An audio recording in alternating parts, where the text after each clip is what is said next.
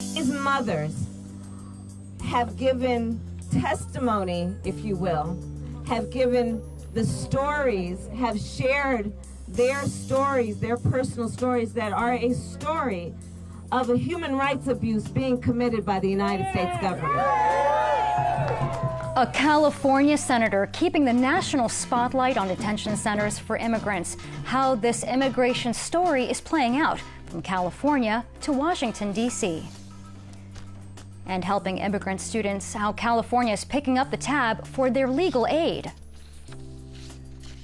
Took a while to get organized and change more minds and hearts and change the court's minds about basic fairness and basic freedoms, but we did. The head of San Diego LGBT Community Center reflects on her legacy. KPBS Evening Edition starts right now.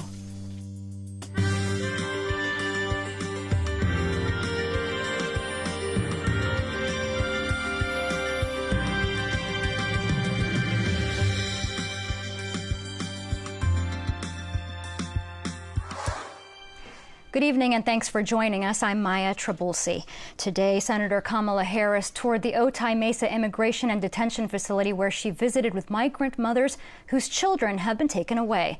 KPBS's Jade Hindman was in the crowd as people rallied outside. In this report, she shares what Harris saw inside that facility. So hundreds of people were here at the Otay Mesa Immigration and Detention Facility. Their message, keep families together and free. While our cameras weren't allowed inside of the facility, Senator Kamala Harris was here. She toured the inside of the facility and shared what she saw with the crowd. My heart is broken. Harris described the inside of an immigration and detention facility as a jail, and the story she heard from women inside heartbreaking. Immigrant rights are human rights! Immigrant rights are human rights! As she toured that facility, people rallied nearby demanding the Trump administration reunite the thousands of children separated from their parents at the borders. Keep families together and free! Harris said while she was told parents have been able to call their children from detention facilities for free, today she learned otherwise. But when I sit down with the parents, it is very clear that they are charged for those calls. Now let's also be clear about what's happening in this prison they call a detention facility. For when they work and they are asked and they are charged with working, you know how much they are paid? $1 a day. What do we want? When do we want it? Harris went on to say those phone calls cost 85 cents a minute. She ended with a call for an immediate end to current immigration policy. No cages, no walls, safe communities for all. So the message here from a lot of people today was that the executive order is no solution to families being separated. And once again, the question is what's happening inside of the detention facilities. You can see over my shoulder the van still parked right there in the driveway, security guards outside as well, making sure that no one goes past that core civic van and making sure that what's happening inside of the facility is out of sight for most. Jade Hindman, KPBS News.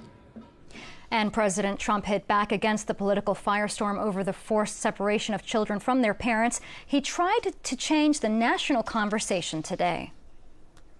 These are the families the media ignores. They don't talk about them. The president highlighted the plight of other families today. These are the American citizens permanently separated from their loved ones. The word permanently being the word that you have to think about, permanently. They're not separated for a day or 2 days. These are permanently separated because they were killed by criminal illegal aliens. On Capitol Hill, a California congressman shares the sounds of children inside a detention center, separated from their parents.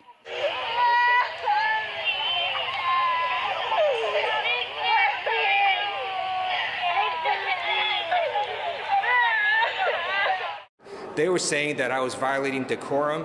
I was not violating decorum. We've got 2,300 babies and kids ripped away from their parents. It is not violating decorum to play the cries of anguish to the American people. And at Baltimore Washington International Airport, a mother from Guatemala hugs her 7-year-old son. They were separated a month ago when she applied for political asylum. She filed a lawsuit against the government in order to get him back. The Justice Department agreed to release the boy yesterday.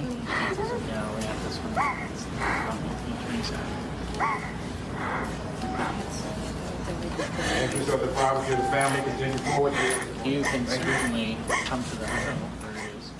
Diego mothers took a stand against the president's zero-tolerance policy today. I think this is something that struck a chord with a lot of people because we all would do anything to keep our children safe. I think that is one of the deepest pieces of human nature, is you do what it takes to keep your children safe. And to think of people who have fled incredible violence to seek a better future for their children, and then they come to this country seeking help, and they're incarcerated and have their children stolen from them with no plan for reunification, is unacceptable, and it's not the best of what this country can be. They nursed their babies as part of a protest today at the Federal Building in downtown San Diego.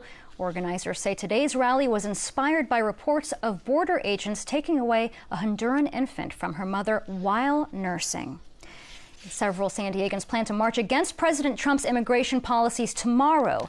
KPBS reporter Matt Hoffman says they want more than keeping families together.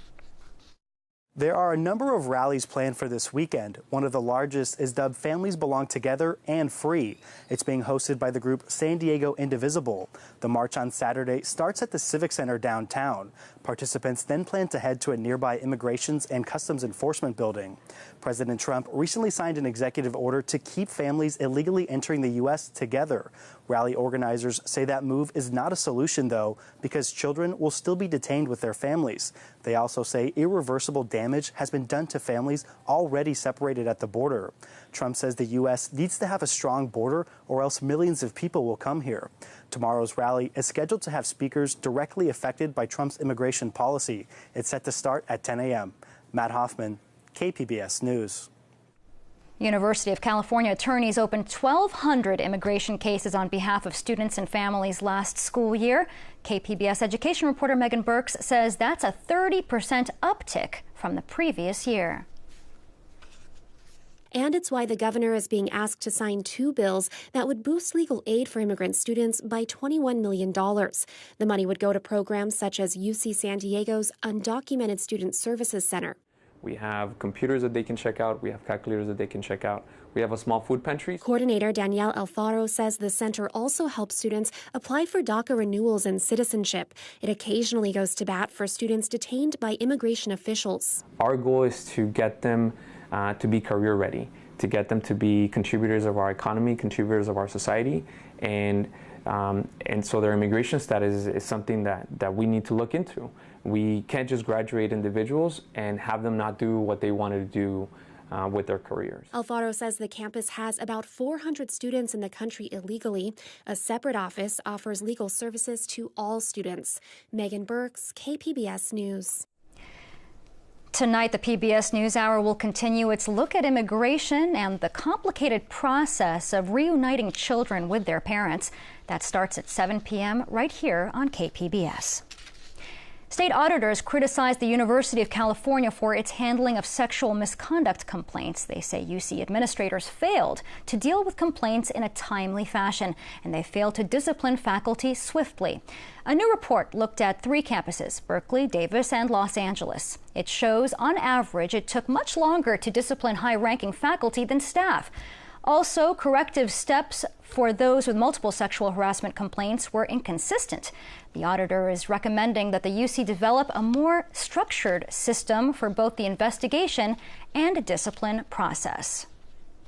We feel that they can ensure that there's timelines that are set, timeframes on how long it should take for the disciplinary action to be given once an investigation is completed.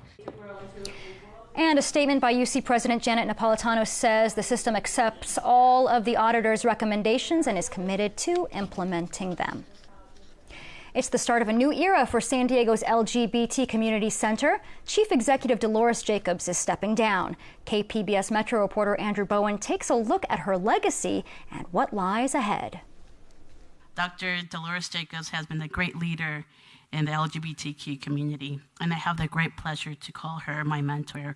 This is City Councilwoman Georgette Gomez speaking earlier this month as the council proclaimed today Dr. Delores Jacobs Day. She inspired me and encouraged my community involvement, and I can actually honestly say this, that I wouldn't be here as a council member without her support and her encouragement, so thank you. Jacobs started as a consultant at the center in 1998 and was hired as the CEO just 3 years later. Since then, the center has started a youth leadership academy, transgender-focused counseling and support groups, and programming at an affordable housing project for LGBT seniors. Jacobs had a hand in all that, but she does not take all the credit. The idea that any one person runs any organization is a little misleading. Without the talent, the creativity, and commitment of this staff and the board and the volunteers, the center wouldn't move forward, and we're lucky enough to have all three. Jacobs has seen the center through some tough times. In 2008, she and other staffers campaigned aggressively against Proposition 8. Despite that fight, California voters approved the measure, revoking the right of same-sex couples to get married. Then came the Great Recession. It was a double whammy. We lost an election one day, and the next day learned the economy was bottoming out. Declining revenues meant the center had to undergo layoffs, but the budget has more than recovered. The center completed a $2 million fundraising campaign last year. This year, it paid off its mortgage, and the political setbacks didn't last either. Prop 8 was overturned by the courts, and in 2015, the Supreme Court granted marriage equality to the entire country. Took a while to get organized and change more minds and hearts, and change the court's minds about basic fairness and basic freedoms. But we did. Another key part of Jacobs' legacy is the Latino Services Center. This part of the building recently underwent a redesign with Day of the Dead-style decorations. It is a colorful space. Everything down here is Latinidad, Latinimenta. And so it's important that when our community comes down here that they feel at home. Kara Desert is the center's incoming CEO. She'll be the first Latina in that position. She says she'll keep the center focused on all kinds of social justice issues that intersect with LGBT rights. We're on the border, and so that means that when we talk about our LGBT community, that community includes immigrants and refugees, and it includes LGBT people in mixed status families. And so as we advocate for all of our families, that means advocating for our immigrant community as well. I asked Jacobs about her fondest memories of the center. One came around 2006 as the center opened a housing project for formerly homeless LGBT and HIV-positive youth. The first time we gave a key to a youth, he couldn't stop crying. And when he finally stopped sobbing, he was talking about never having had a space where he was safe. A space where he didn't have to worry who was going to beat him, or who was going to yell faggot at him, or who was going to steal his stuff. Those moments are everything. As for what's next for Jacobs, she's planning a long vacation, but don't ask where. To see family and friends and not to tell anybody. You're keeping that a secret. I am. Andrew Bowen, KPBS News. President Trump changes course on separating families at the border, but how that's implemented and what it means for immigrants fleeing violence and poverty back home is unclear. Plus, a rude awakening for many California seniors who are looking forward to a leisurely retirement. Join us for the KPBS Roundtable tonight at 8:30. And after a hot day like today, you may want to head to the beach this weekend. Regina Miller will have more in tonight's forecast. Dry across San Diego and all of Southern California, and we have an excessive heat warning that is in effect. And so to the east of Mount Laguna and Borrego Springs, we have excessive heat warnings up as temperatures will soar well over 100 degrees. Taking a look at the satellite radar in the wider view, you can see not really anything in the way of rainfall. And for tonight, we have increasing clouds, an overnight low of 64 degrees.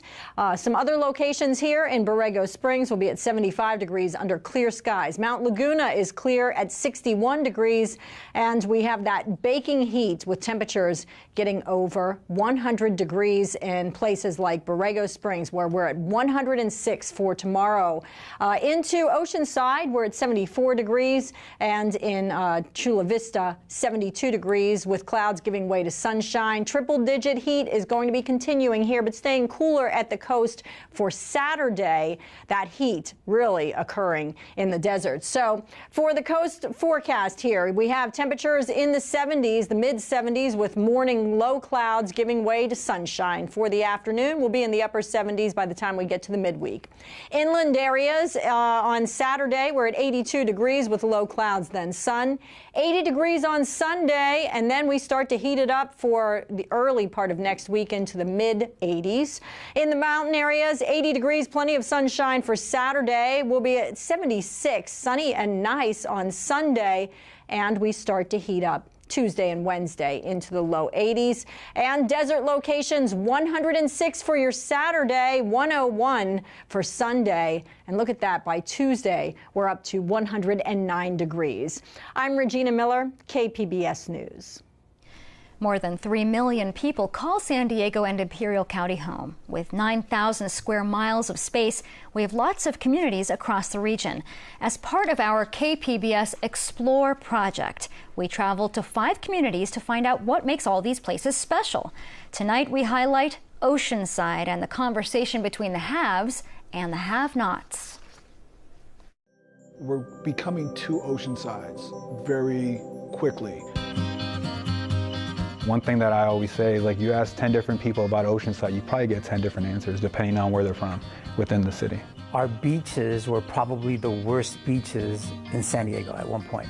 I feel like we were stricken a lot more by poverty, and now we have become more of like this tourist kind of attraction. It kind of seems like the people at the top are trying to make it something different.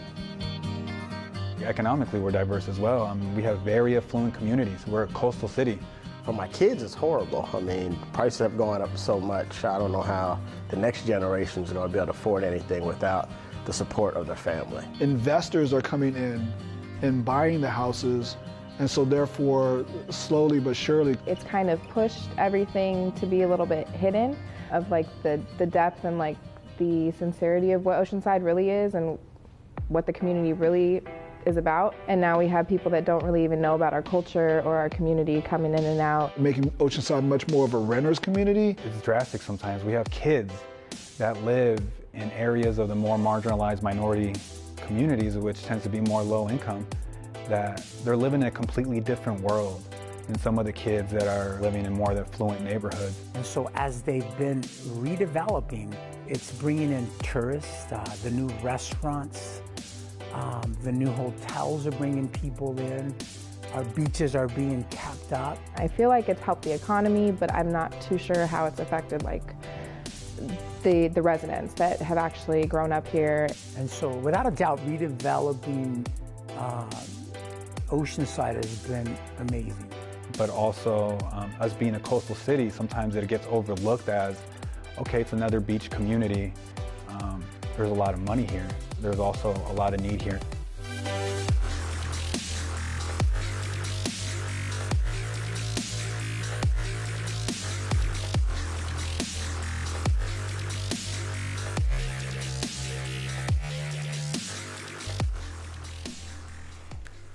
And you can watch the rest of this series at kpbs.org/where I come from. We'd like to hear what you think about our series. You can join the conversation on our Facebook page. I'm John Yang. Tonight on the NewsHour, following the Trump administration's change in policy, questions remain about the fate of minors separated from their families. coming up at 7 right after Evening Edition on KPBS.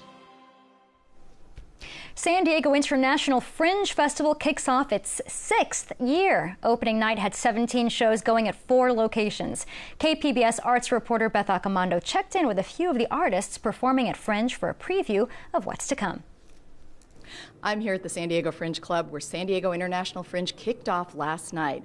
I'm here with Eric Costello, who's with the San Diego Circus Collective. You have a show here at Fringe. Tell us what it's about. So our show is about really, it's about television and how television has influenced and shaped American culture and kind of the things that you see on TV, the good and the bad. And we do it all in a circus way. So what kind of circus can people expect in this show? So we've got all sorts of circus. We've got some juggling, we've got Chinese pole, we've got an original act where it's kind of like a human-powered tightrope, and it's Egyptian themed, so it's like a History Channel show. It's a lot of fun. And what is it about Fringe that's special? What are people going to get here that they're not going to get somewhere else?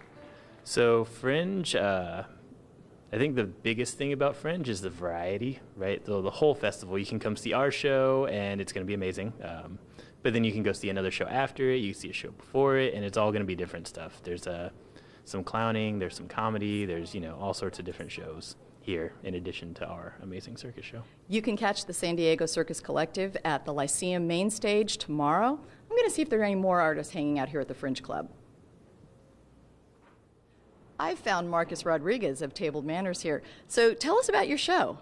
Tabled Manners is 2 original one-acts. The first one is called Blind Spot, that was written and directed by Michael Mizrahi. The second one is called Okur, and it was written and directed by myself and Isaac Kalimo. 6 characters who come together for a birthday party.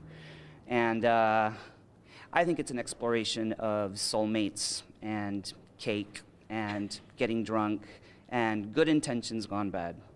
So what is it about Fringe that attracts you as an artist? Honestly, it's the fact that anything goes. The sky's the limit, and that's Fringe festivals are kind of where you see the oddest stuff that doesn't really get a chance on main stages or in full seasons. And it's a shorter format, so it's a great exercise in what you can do in theater. And when can people catch the next performance of Tabled Manners? Sunday at 4 p.m. on the Spreckles main stage. Great. I'm going to look around the Fringe Club and see if there are any more artists here. This is Lady Gru. She is returning to San Diego Fringe. You have a new show, so tell us what it is. My new show is called Hookers Do It Standing Up. It's a stand-up hip-hop mashup. And what can people expect from this show? Well, because I'm a sex worker myself and director of the Sex Workers Alliance Ireland, I have a lot of experience about the industry. So I like to make funny anecdotes about things that happen, about our often challenging reality. And you are part of what's called the BYOV part of Fringe. This is Bring Your Own Venue. What's that all about? So it's an opportunity for people who don't perform their shows in an official San Diego Fringe venue. So Minds and Lay Girls Club and Theater, it's this great strip club, bright pink on Riley Avenue. I'll be doing my show there, rapping, singing, telling stories. Great. You can catch Lady Gru in Hookers Do It Standing Up tonight, and San Diego Fringe continues through July 1st. I'm Beth Accomando, and I am here in the lovely San Diego Fringe Club with art direction by David Medina. And San Diego International Fringe Festival runs through July 1st. You can go to Beth's Cinema Junkie blog for daily videos and interviews. Now, you may know 7-Eleven for its convenience and snacks, but this weekend, a community wants their local store to be known for its art. The store in San Diego's City Heights neighborhood will play host to the 2nd annual Love City Heights Block Party. It will feature music, vendors, arts, and a live mural painting. Volunteer organizer Carlos Quezada says the Sunday event is part of a larger effort to bring one mural a month to buildings on University Avenue. We just need permission from the business owner and the building owner in order to start the process. We're not asking for any funds. If they can provide it, that would be great. But as of right now, we're really working with a zero budget. And organizers hope to create a drive-through gallery along the corridor by next year. And you can find tonight's stories on our website, kpbs.org/evening edition. Thank you so much for joining us. Have a great evening.